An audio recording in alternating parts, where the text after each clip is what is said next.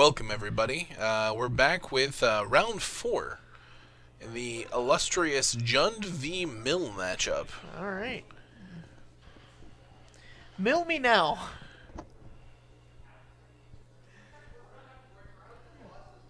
Okay. Yeah, that was the pun that I didn't have a...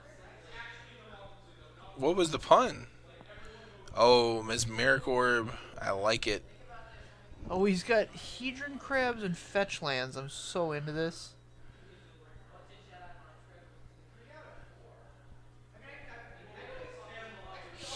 Hedron Crab.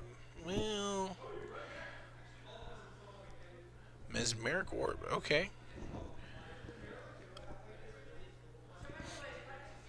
Alright. For those of you that know the lore of John Douglas, you know that I once played Mesmeric Orb in States. Oh, yeah? Yeah. How'd you do? Way better than I thought I would. Alright. I famously registered 0 skull clamps in that deck. Oh, is that the states you could play Skull Clamps in? You could play skull clamps in it, and a lot of people did. No. Hedron Crab first here, friend. Yeah. Yes.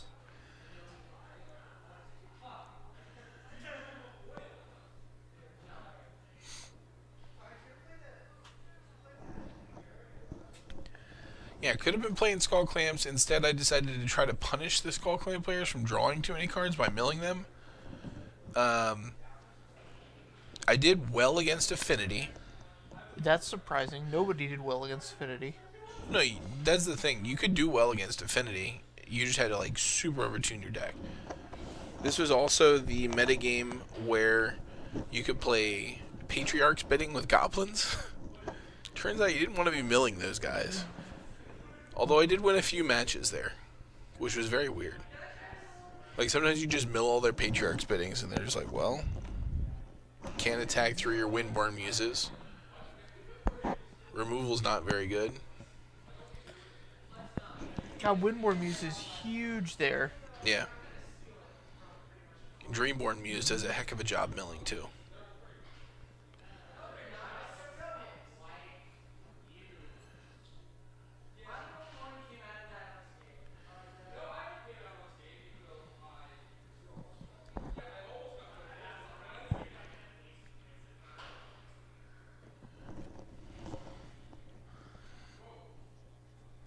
Alright, so we got him with the Archive Trap. That's an important one.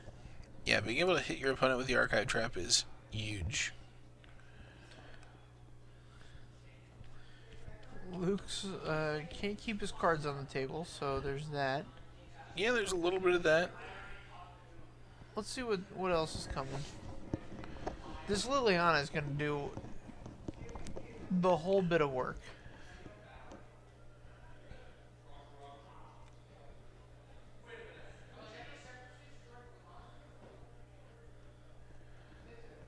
He's just gonna Ancestral himself, no big deal.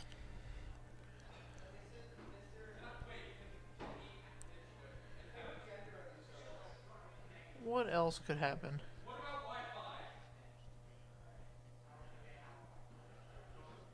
Alright, so he's picking up his hand. Oh, wow. So good, we might as well do it twice. Alright, so now he got 2 lands and a glimpse of the unthinkable. He's got a hand chock full of cards. So a Liliana Plus isn't like the end of the world. No, he's fine with Liliana Plus at this point. What he doesn't want is targeted discard. Correct. He needs to be able to resolve this glimpse of the unthinkable. Yeah, here we are. That's not where we want to be.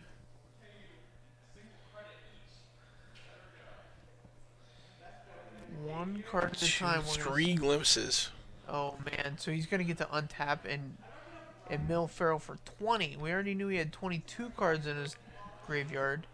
Now 23, so that makes 43 cards in the graveyard.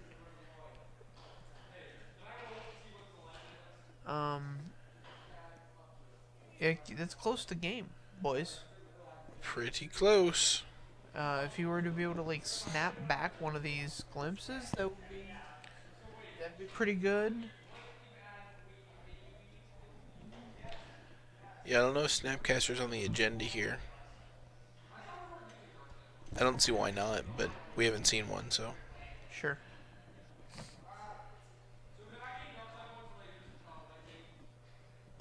Also, this Skews is going to do a good job.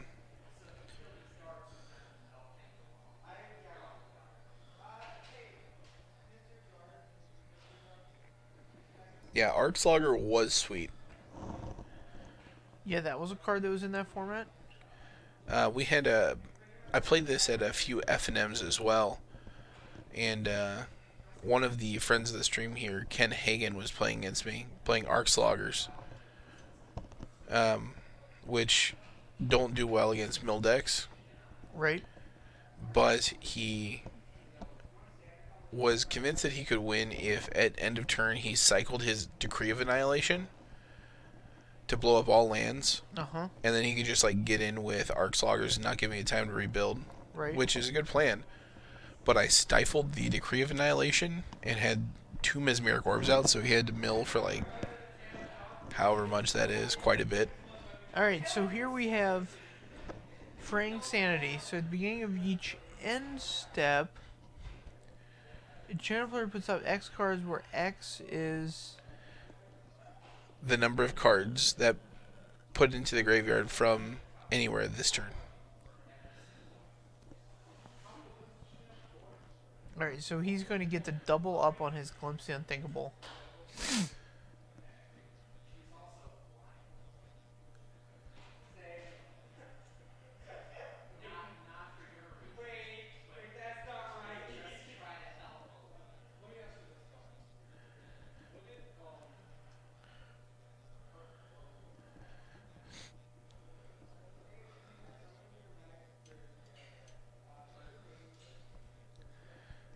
This is quite looks like looks like we did it. Farrell shuffles him back up. Shuffling them back up. Yeah, so the famously the mill deck is compared to a burn deck. Yeah. But burn is much more efficient. Right. And doesn't, well, until recently, didn't give them a resource. Sure. Whereas, like, the graveyard is very much a resource for many decks in Modern. Yeah.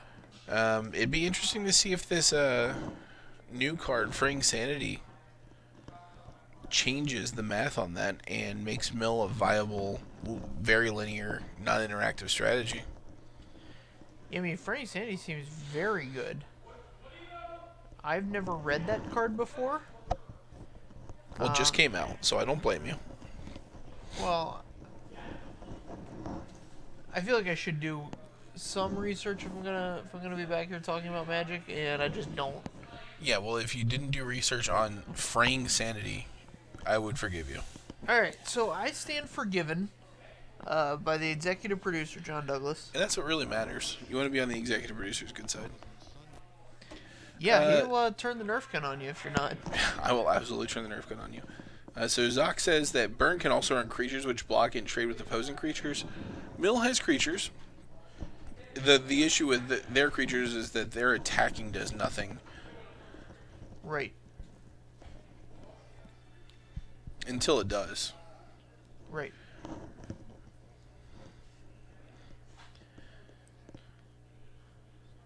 We've got a guy in chat named Ipoa who says he doesn't forgive you. That's all right. You can You can ride on back to Lon Lon Ranch, Epona, because you're not an executive producer. hold that grudge, Epona. Just see how that works for you. I'm surprised we didn't see a Mind Funeral. I like Mind Funeral quite a bit. Yeah, it puts the fun in funeral, for sure. Sure. Three. The fun in funeral. How high can you count, Epona? All right.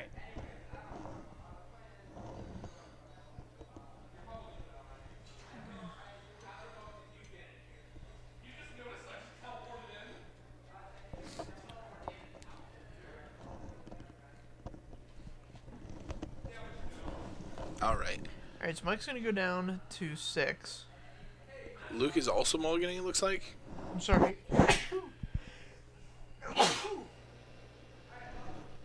How many hands do you have, Epona? Mike's keeping it 7. Oh, Mike's keeping it 7. Luke is going to 6. Okay. That was my fault. Yeah, do some research on these players' names. Come on. Sorry, I was, I don't know what I was doing, man. Yeah, I don't know what you're doing either. It's kind of been a long night. Step it up. It's crunch time. It is crunch time. When the going gets tough, the tough get going. I don't know what this really soft placing the cards on the table does. But, here we are. I think it just makes you look like really cool. Oh, is that the coolest? That's just the coolest thing I've ever seen. I don't know about anybody else. Right. Luke's down to 5. Down to 5. Not where you want to be, although there are 5 land hands that can just mill you. Sure. Starts and ends with 4 archive traps. Yep. That'll get you for the full 54 left. Or it's 13 times 4. So that's 52. Mm-hmm. So the 7 you drew. The 1 you find off the fetch land. And you have none left in hand. Yep. Or none left in the library. That's living the dream, though. The damn dream, the whole thing. If I lost to a mill deck doing that, I wouldn't even be mad. I'd just be like, yeah, man. Buy me a lottery ticket. Let's go.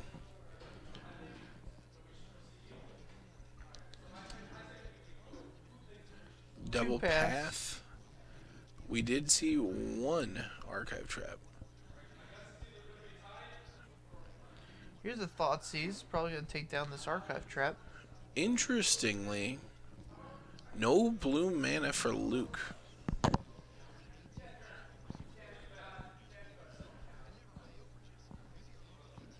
Yeah, so Farrell sees the same thing. 1 land, no blue. Taking a path here may strand him on never getting that blue source and just having a bunch of blue cards in hand. Sure. Ham XL, yeah, I mean, probably, but what creatures are those and who's playing them?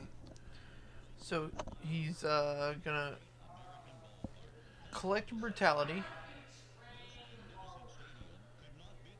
using the Duress and the Drain Life mode.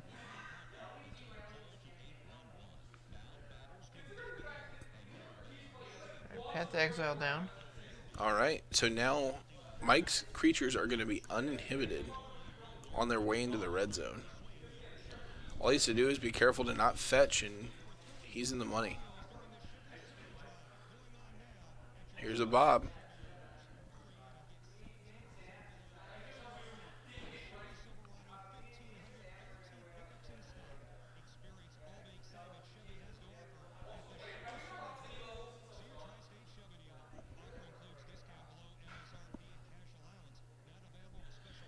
There's the Mind Funeral.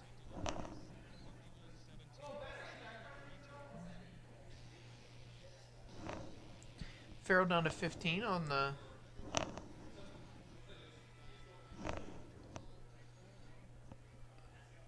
Yeah, so if you're worried about a mill deck in your metagame, like, it's very easy to sideboard against. But also, if you're sideboarding, like, wasting some of your precious sideboard slots against mill decks, there we go. then you're probably going to struggle against other matchups. Sure. Yeah, any deck applying an appropriate amount of pressure in Modern should be able to beat a mill deck. Correct. Appropriate amount of pressure and or a combination of pressure and disruption. This Tarmogoyf is going to really apply the pressure here. This thing's likely 7-8.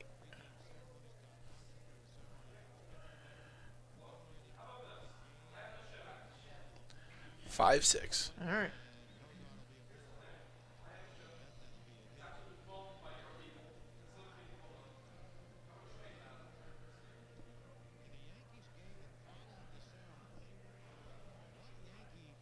$16 cards in the yard, much less than 20. I think you just cycle it regardless, yep.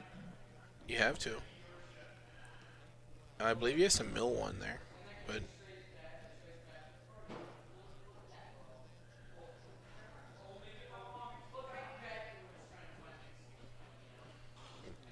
Okay, so Fraying Sanity enchants a player. oh, okay. So it's currently enchanting Farrell. So it's like a curse. It is a curse. There you go. The curse of the Fraying Sanity. I think some weeks being back here with you. You don't enjoy our time together? Is that what this is? No, I do. I was just giving you a jab. Just a little ribbing? Yep. A gentle ribbing. When are they gonna do the blessings? We've got curses. Let's go to a happy place. There's literally a card called Blessing. I know, but I want a whole subset of cards called blessings. We came from the happy place, and now we're here. So, one of the reasons I loved Lorwyn is that I thought the setting was happy. It was very like storybook looking. Yeah. You know what I mean? I thought that was cool. Okay. It was, for the record, cool. Apparently didn't sell very well. It was very complicated. The format? This set Yes. mechanics were Yes. very complicated, Concur. which is why it was one of my favorite sets or blocks, but not beginner friendly at all. No, I liked Lorwyn Morningtide. I did not like... Oh, I forgot this card exists.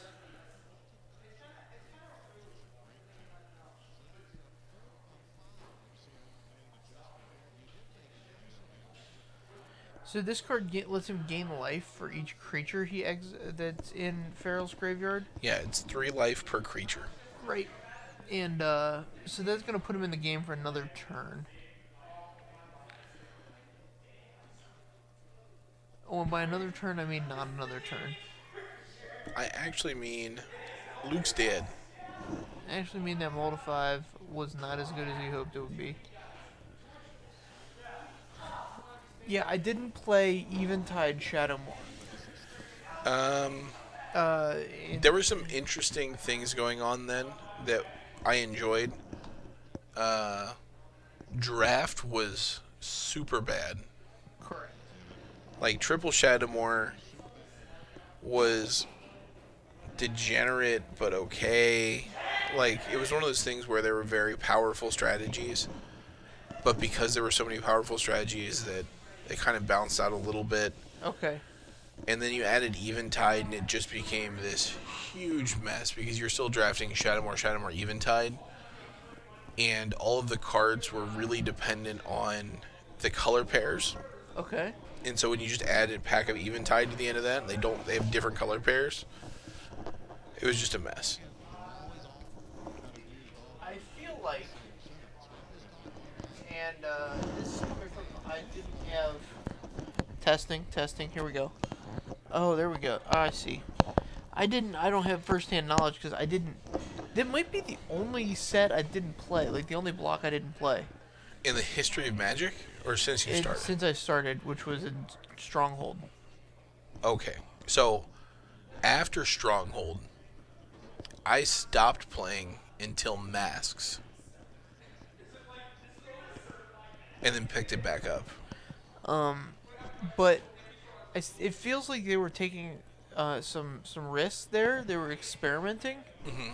And not in the way that, like, Smuggler's Cobbler is an experiment to see how good we can make a vehicle. That's not even an experiment. They were experimenting, like, oh, what's the weirdest thing we can do?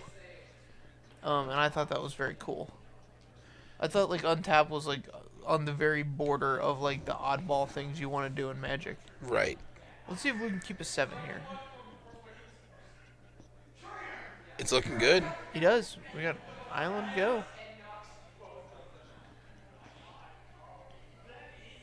Inquisition from Farrell. Yeah, Farrell's left in all the discard spells. That's weird. You don't want to do that. No, if Farrell wants to, Well, I guess if it was the only target at the time. Oh, it was the only target at the time. Oh, no, this. Bantu's Last Reckoning. Yeah, man, Luke's going deep here. You gotta have the respect for this. I mean, I don't know how long Farrell can play Magic without like sacrificing a. Oh, it's a Ghost Quarter. That's neat. Without sacrificing a fetch land. Oh, what? And he's got the Ghost Quarter because it interacts with Archive Trap. Did it. We're going to get a basic swamp here in all likelihood. I think you might just have 2 Archive Traps as well. Oh, gotcha for 26. That's a good bit. That's a big chunk. It's a big chunk. I don't know that he has much else. 18, 21, 24, 25, 26.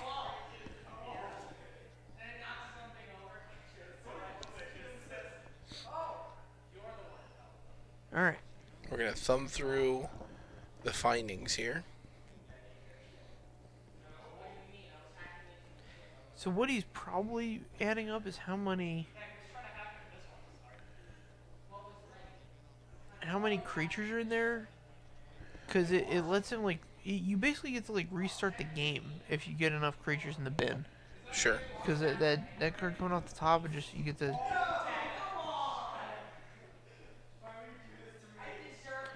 pass down. So we have Bantu's Last Right. Swamp off the top is important.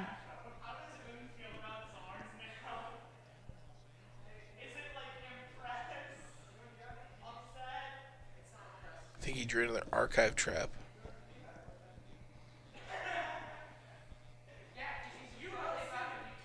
If that's the case, he probably shouldn't have played this land. Maybe he can get lucky and Farrell will pop a fetch, but Farrell plays very tight Magic. Yeah, he's not. Doesn't make a ton of unforced errors.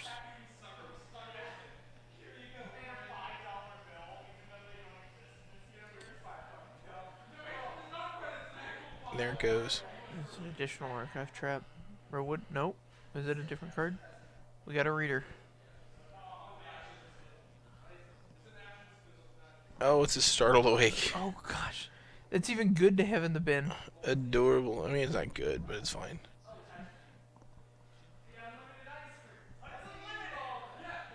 Serum Visions.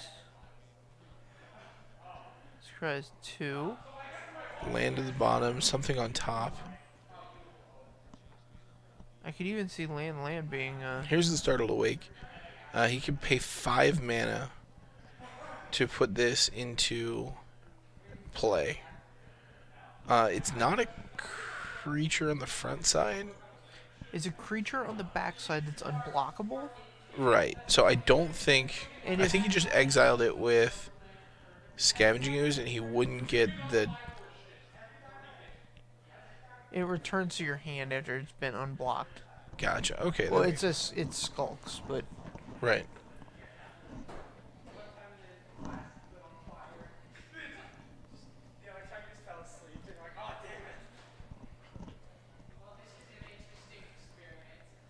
I wonder how many lands we got in that 26, because so Farrell has 5 in play. That's all he needs. I know, but I'm counting up how many dead draws. how much if you mind Oh, Mind Funeral. Mind Funeral them.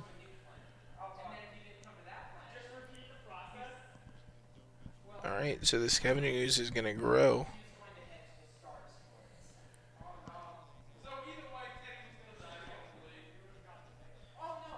So this is the card that ended up on top.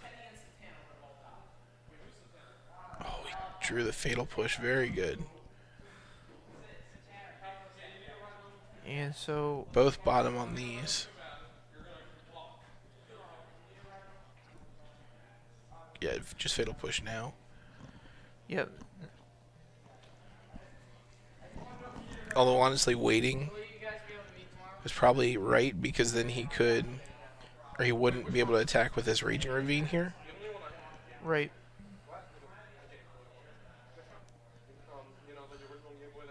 Yeah, Blowing up 2 land.